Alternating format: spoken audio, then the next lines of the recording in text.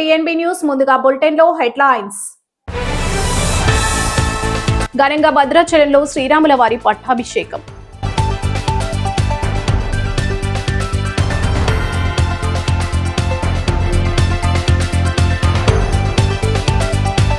పెళ్లిల పేరుతో ఆదివాసీ మహిళలను ఇబ్బంది పెడితే చర్యలు, మంత్రి సీతక్క.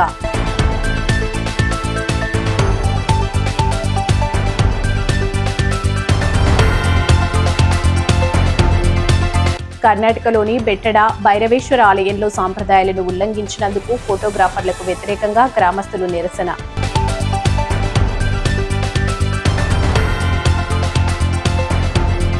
భూ కబ్జాలపై సిబిఐ విచారణ జరిపించాలి, నూర్ అహ్మద్ డిమాండ్.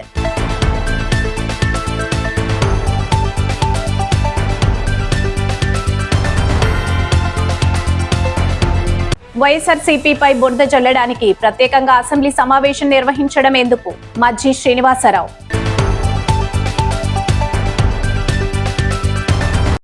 గర్భిణీ స్త్రీలకు ఉమ్మనీరు తగ్గడం వంటి సమస్యలా? ఆందోళన వద్దు. నిపుణులైన డాక్టర్ టి. సుగుణ గారి ఆధ్వర్యంలో అత్యాధునిక చికిత్స పొందండి. Suguna hospital, best care, best service. మా అడ్రస్ బీకే బజార్, ఖమ్మం.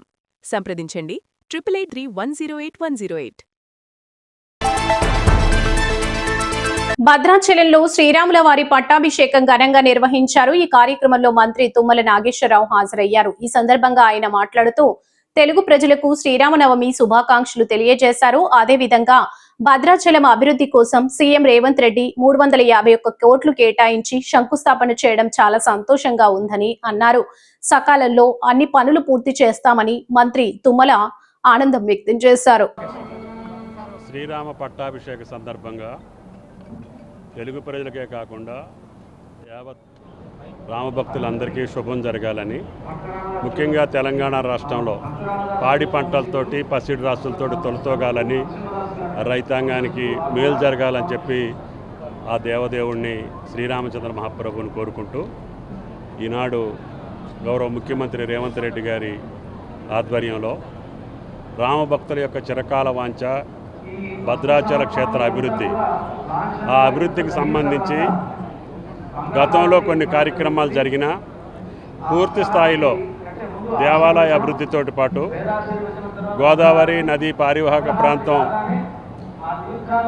అదేవిధంగా పుష్కర ఘాట్లతో సహా రహదారుల విస్తరణతో పాటు భద్రాచల సంపూర్ణ అభివృద్ధికి ఈనాటి ముఖ్యమంత్రి రేవంత్ రెడ్డి గారు 351 కోట్లు ఒకేసారి శాంక్షన్ చేసి పనులకి భూమి పూజ చేసినటువంటి సందర్భంగా అందరి తరపున, రామభక్తుల తరపున, తెలుగు ప్రజల తరపున దక్షిణ అయోధ్యగా పేరుగాంచినటువంటి భద్రాద్రి క్షేత్ర అభివృద్ధికి చర్యలు తీసుకున్నటువంటి ముఖ్యమంత్రి గారికి మనందరం కూడా ధన్యవాదాలు తెలియజేస్తూ, ఆ శ్రీరామచంద్రుని దయతోటి త్వరలోనే ఆ కార్యక్రమాలన్నీ పూర్తయి అనుకున్న సమయానికి, పుష్కరాల సమయానికి ప్రధాన కార్యక్రమాలు, మిగిలిన కార్యక్రమాలు పేజుడి మేనర్లో భద్రాద్రి పుణ్యక్షేత్రం అభివృద్ధి జరగాలని ఆ యొక్క శ్రీరామచంద్ర ప్రభువును కోరుకుంటూ సెలవు. Thank you.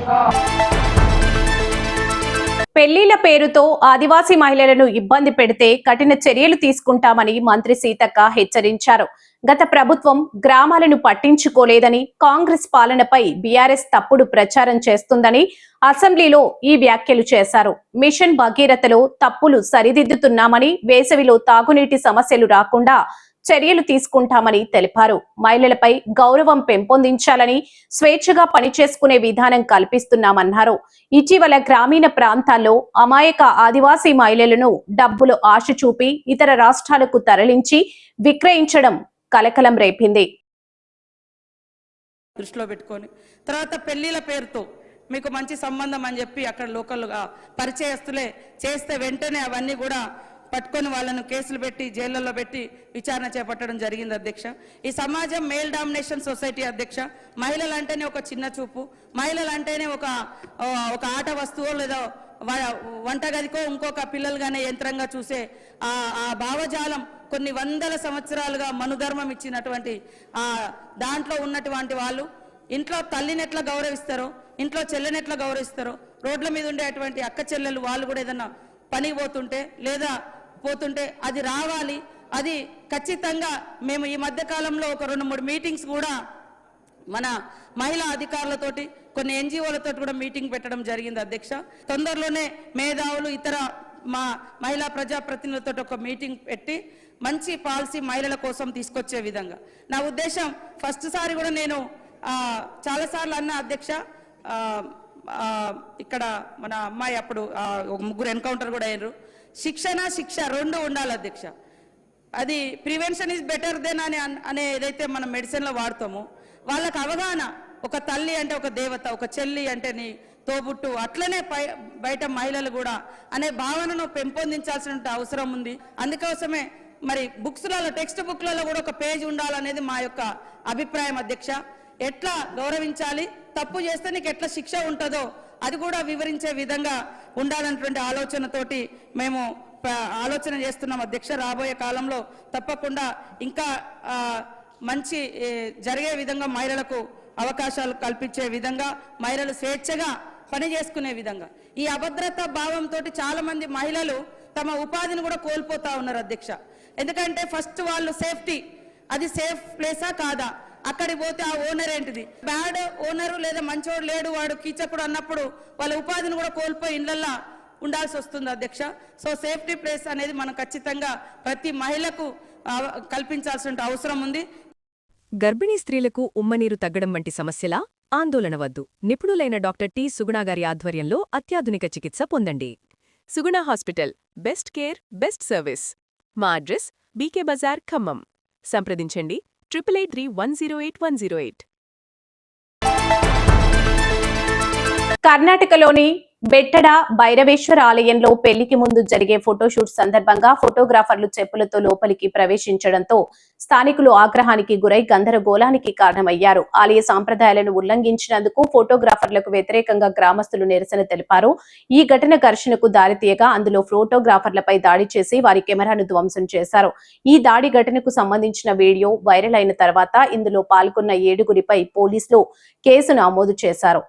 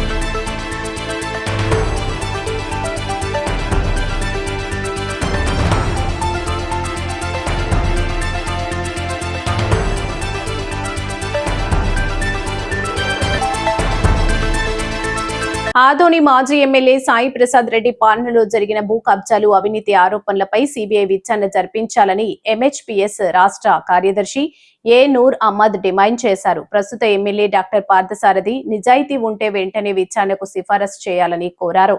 Survey number 162 online వ్యవహారంపై శ్వేతపత్రం విడుదల చేయాలని కూడా డిమాండ్ చేశారు. ఈ కార్యక్రమంలో నాయకుడు షకీల్ పాల్గొన్నారు. అందరికీ స్వాగతం. అస్సలాము అలైకుం వరహ్మతుల్లాహి వబరకాతుహు. మరి 2 ఏళ్ల క్రితం అప్పటి ఎమ్మెల్యే సాయి ప్రసాద్ రెడ్డి గారిపై వచ్చినటువంటి భూ కబ్జాలు కావచ్చు, అదేవిధంగా భూమాఫియా చెలరేగిపోవడం కావచ్చు, అనేక వివాదాల వల్ల మరి గత 60-40 అవినీతిని ఎలాగైనా వదిలించుకోవాలనే ఒక పట్టుదలతో, ఖచ్చితంగా కొత్త వ్యక్తి రావాలనే ఒక పట్టుదలతో ఆదిన ప్రజలు ప్రస్తుత ఎమ్మెల్యే పార్థసారథి గారిని అఖండ మెజార్టీతో గెలిపించడం జరిగింది. కానీ ఈయన కూడా గెలిచిన తర్వాత పాత వారికి ఈయనకి పెద్ద తేడా లేకుండా పోయింది. ఏ న్యాయంలో కూడా అనేక భూ కబ్జాలు వెలుగులకు రావడము, ఇంకొంత ముందుకు పోయి దొంగచాటుగా ఆన్లైన్లో రికార్డులు మార్చడము, దొంగచాటుగా ఆధార్ కార్డులు మార్చి రికార్డు రిజిస్టర్ చేసుకోవడము, ఇలాంటి రావడంతో మరి ఆదంలో రియల్ ఎస్టేటు సాయి ప్రసాద్ రెడ్డి హయాంలో ఒక 70% పడిపోతే పార్థసారథి హయాంలో 100% రియల్ ఎస్టేట్ పడిపోయే దుస్థితి ఏర్పడింది. ఆధునిక ప్రజా పరిస్థితి ఎలా ఉందంటే మరి పెనంలో నుంచి పొయ్యిలో పడినట్టు తయారైంది. ఇంత దారుణమైన మరి ఆధునిక ప్రజలకు ఏమన్నా శాపం ఉందని మేము ఒక్కోసారి బాధపడుతుంటాం.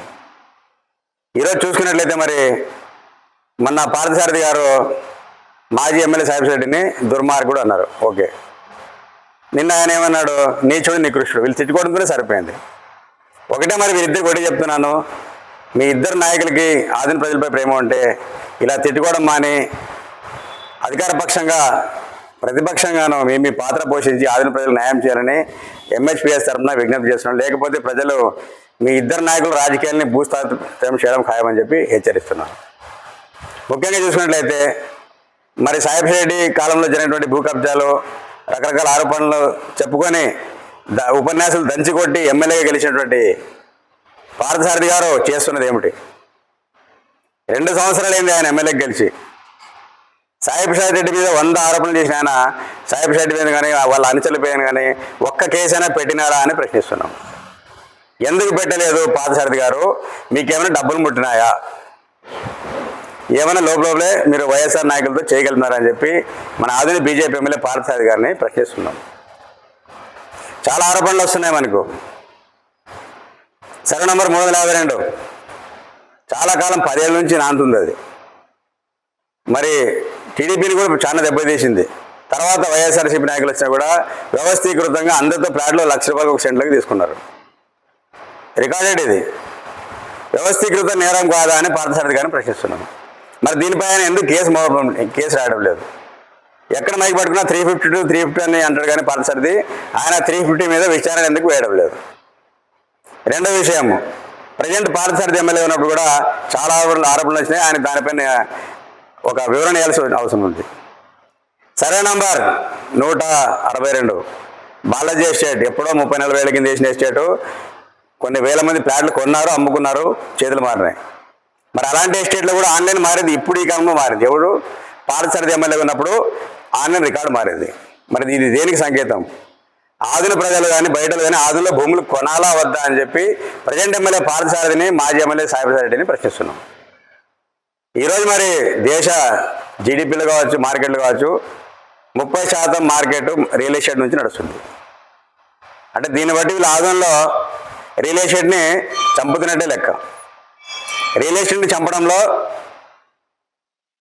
తొలి ముద్దాయి సాయి ప్రసాద్ రెడ్డి అయితే రెండో ముద్దాయి పార్థసారథి. మరి వీళ్ళు బాధ్యతగా మెలగకుండా ప్రతిరోజు భూ కబ్జాలు అది ఇదని చెప్పి అసలు ఆదని మార్కెట్ని వీళ్ళిద్దరు నాశనం చేస్తున్నారు. దీనిపై ప్రభుత్వం కూడా దృష్టి పెట్టాల్సిన అవసరం ఉంది. ఎందుకంటే వీళ్ళు ఆదిని అభివృద్ధి చేయకపోదా ఆదిని ప్రజలకు కడుపు కొట్టే విధంగా ఈరోజు మాజీ ఎమ్మెల్యే సాయి ప్రసాద్ రెడ్డి, ప్రస్తుత ఎమ్మెల్యే పార్థసారథి వివరిస్తున్నారు.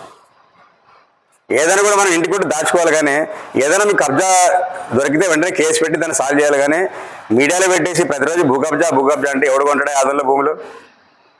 మరి 100 కోట్ల ప్రజలు, మరి మధ్యతరగతి ప్రజలు కూడా ఒక వ్యాపారం చేయని ఉద్దేశంతో భూములు కొని పెట్టుకున్నారు. అమ్మి ఏదో ఒక సెంటుకు 50 లక్షల రూపాయలు వస్తే వాళ్ళ ఇల్లు గడిచిపోతుంది, లేకుంటే జీవితాలు బాగుపడుతున్నాయి ఆశతో. ఈరోజు మరి ఆదంలో కొన్ని వేల ఫ్లాట్లు అమ్ముడుపోకుండా ఉన్నాయంటే సాహెబ్ షెడ్డి కాలంలో జరిగిన భూ కబ్జాలు కావచ్చు, వాటిని పట్టించుకోకుండా తన వాట ఎంత వస్తుందనే విధంగా పార్థసారథి ఏదైతే చేస్తున్నారో, ఏదైతే ఆరోపణలు వస్తున్నావో దానివల్ల కావచ్చు ఎలాంటి క్రయ విక్రయాలు జరగకుండా ఆదో రియల్ ఎస్టేట్ కుప్పకూలిపోయింది.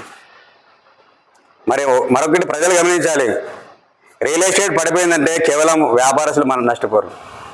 ఒక వ్యక్తి ప్లాట్ అమ్మినాడంటే అతనికి 50,000 లక్షలు లాభం వస్తే ఆ డబ్బు ఆయన బజార్లో ఖర్చు పెడతాడు. బజార్లో ఖర్చు పెడితే వ్యాపారం నడుస్తుంది. అదేవిధంగా ఆదాయం పెరిగినప్పుడు ప్రజలు ఖర్చు పెడతారు.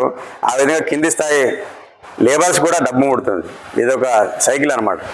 ఈ సైకిల్ దెబ్బతీసే విధంగా ఈరోజు మాజీ ఎమ్మెల్యే కావచ్చు, ప్రజెంట్ ఎమ్మెల్యే కావచ్చు బాధ్యతారహితంగా తిట్టుకుంటూ మరి చేసుకుంటూ పోతున్నారు. మరి చివరిగా ఒకటే ప్రశ్నిస్తున్నాను పార్థసారథి గారిని, ఆయన ఎప్పుడు మైక్ పడినా కూడా ఎలక్షన్ ర్యాలీల్లో సాహెబ్ షెడ్డిని విమర్శించినాడు, ఆయన కాలంలో జరిగిన భూ కబ్జాల్ని విమర్శించినాడు. మరి 2 ఏళ్ళైనా కూడా పార్థసారథి మరి నీవు కేసు ఎందుకు పెట్టలేదు ఒకరి మీద కూడా? నీకేమైనా డబ్బులు ముట్టినాయా మాకు చెప్పాలి, నువ్వు ప్రజలకు చెప్పాలా? ఎందుకు కేసు పెట్టలేదు? డబ్బు ముట్టిందా లేకుంటే భయపడుతున్నావా? 2. డబ్బు ముట్టిందంటే సంతోషం, బాగోడు. భయపడుతున్నావు అంటే భయపడే ఎమ్మెల్యే మాకు అవసరం లేదు.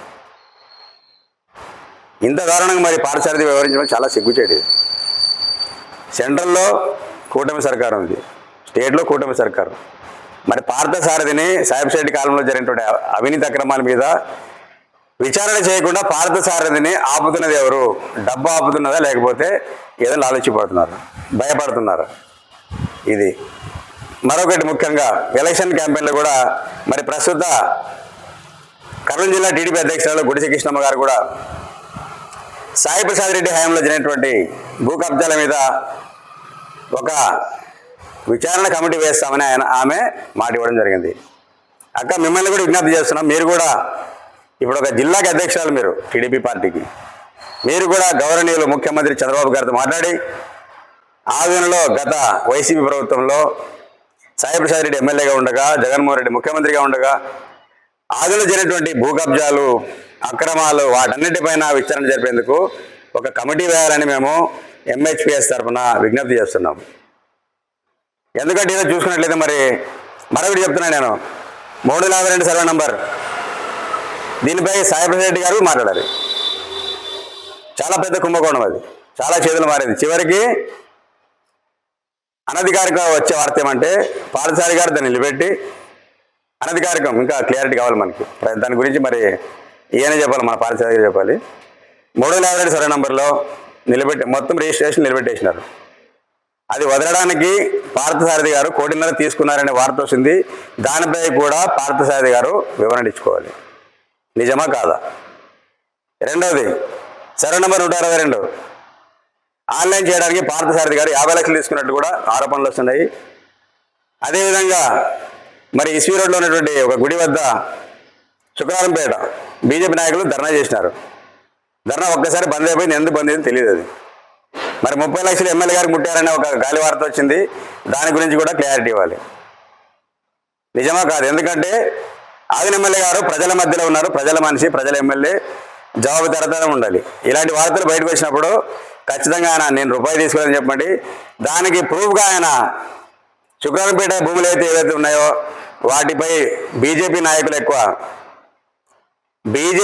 యొక్క ఆరోపణలు సమర్థిస్తూ ఆ గుడి భూములపై స్టే విధించాలని, దాన్ని ఏదైతే బీజేపీ నాయకులు కోరుకుంటారో ఆ విధంగా దాన్ని చేయాలని చెప్పి, మరొకటి 352 సర్వే నంబర్ మీద మరి మీరు డబ్బు తీసుకోకపోతే పార్థసారథి గారు దానిపై విచారణ జరిపించండి.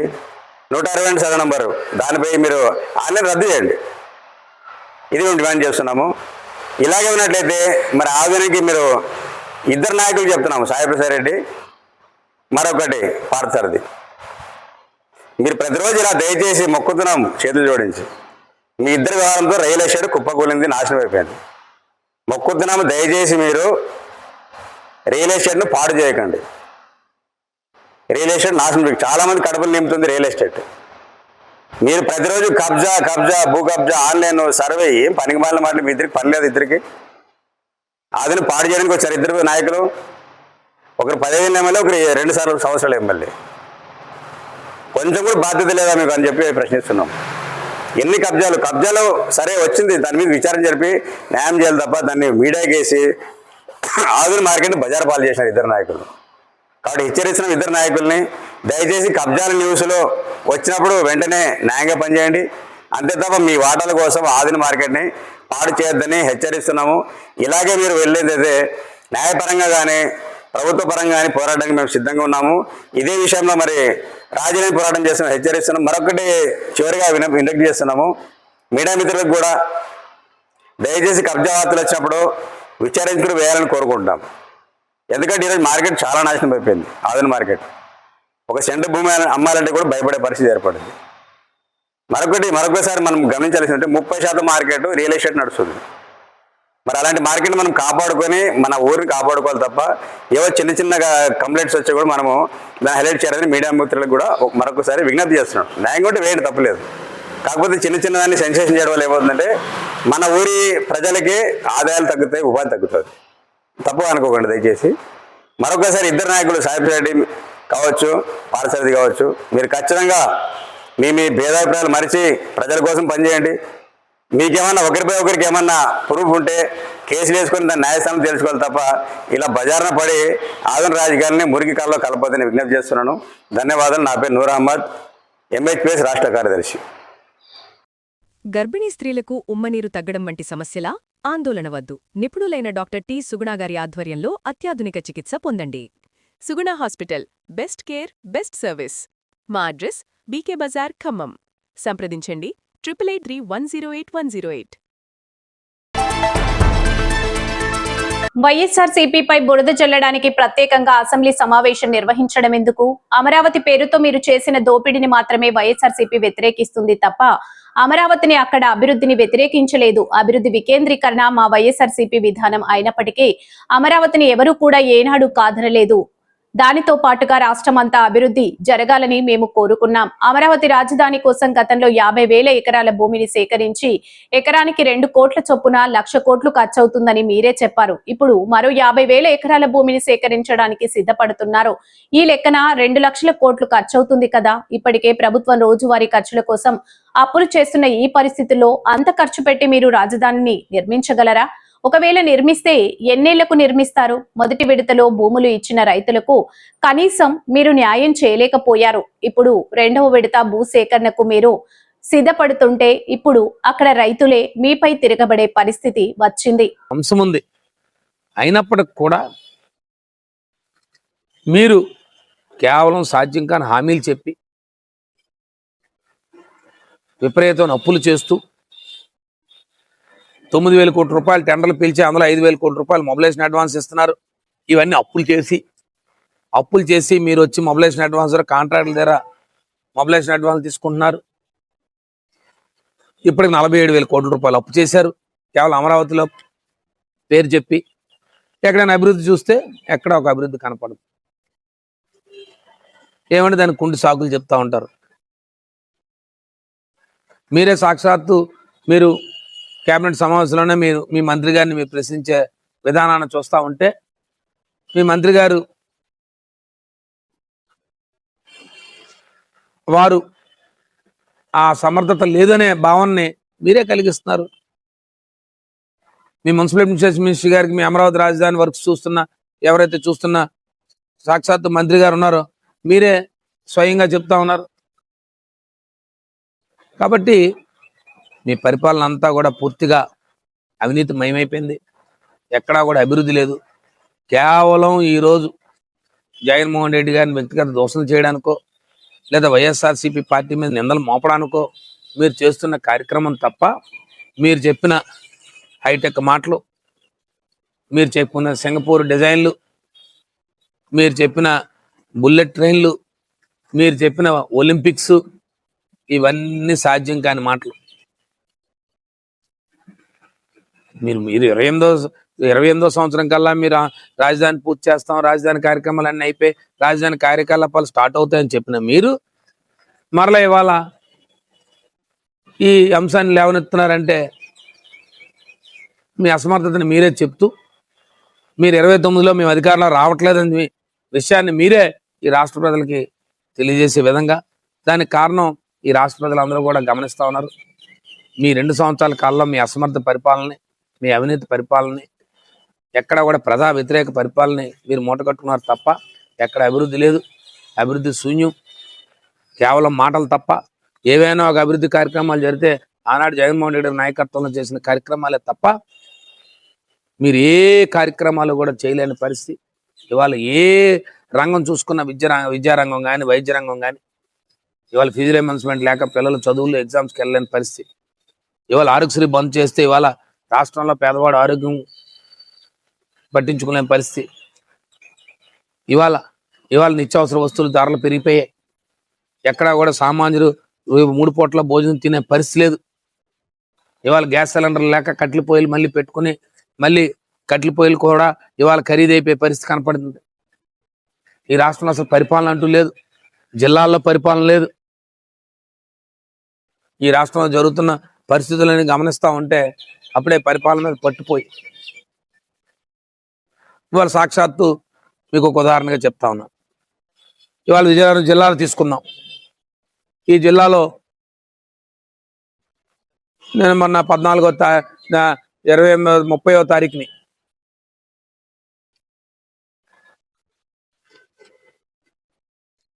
ఇవాళ ఈ జిల్లాలో తీసుకుంటే ఎక్కడా కూడా రైతాంగం కానీ, రైతులు కానీ ఇబ్బంది పడే పరిస్థితి కనపడతా ఉంది. ఎక్కడా కూడా పరిపాలన లేదు. కాబట్టే ఇవాళ మీరు ఏదైతే అసెంబ్లీలో ఈ తీర్మానం ఉందో ఇదంతా ఓ డ్రామాగా మేము అభిప్రాయపడుతున్నాం. మేమే కాదు, ఈ రాష్ట్ర ప్రజలందరూ అభిప్రాయపడుతున్నారు. మీ అసమర్థత బయట పెట్టుకున్నారు. మీకు కేంద్ర రాష్ట్ర ప్రభుత్వాలు మీ మద్దతుతో ఉన్న కేంద్ర ప్రభుత్వం కూడా మీకు ఇంత సహకరిస్తున్నప్పుడు కూడా కేవలం మీరు ఎక్కడా కూడా మీరు అభివృద్ధి కార్యక్రమాలు చేయలేని ఈ ప్రభుత్వం మీ అసమర్థతను తెలియజేస్తా ఉన్నారని చెప్పి మరొకసారి మీకు తెలియజేస్తా ఉన్నాను. గర్భిణీ స్త్రీలకు ఉమ్మనీరు తగ్గడం వంటి సమస్యలా? ఆందోళన వద్దు. నిపుణులైన డాక్టర్ టి. సుగుణ గారి ఆధ్వర్యంలో అత్యాధునిక చికిత్స పొందండి. Suguna hospital, best care, best service. మా అడ్రస్ బీకే బజార్, ఖమ్మం. సంప్రదించండి 883108 ఘనంగా భద్రాచలంలో శ్రీరాముల వారి పట్టాభిషేకం.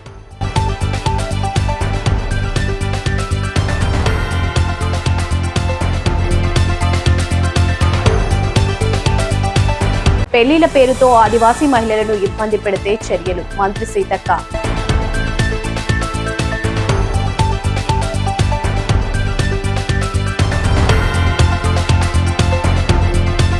కర్ణాటకలోని బెట్టడ భైరవేశ్వర ఆలయంలో సాంప్రదాయాలను ఉల్లంఘించినందుకు ఫోటోగ్రాఫర్లకు వ్యతిరేకంగా గ్రామస్తులు నిరసన.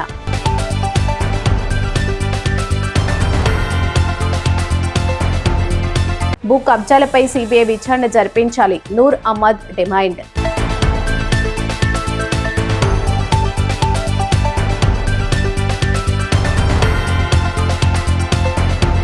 వైఎస్ఆర్సీపీపై బురద జల్లడానికి ప్రత్యేకంగా అసెంబ్లీ సమావేశం నిర్వహించడం ఎందుకు? మజ్జి శ్రీనివాసరావు.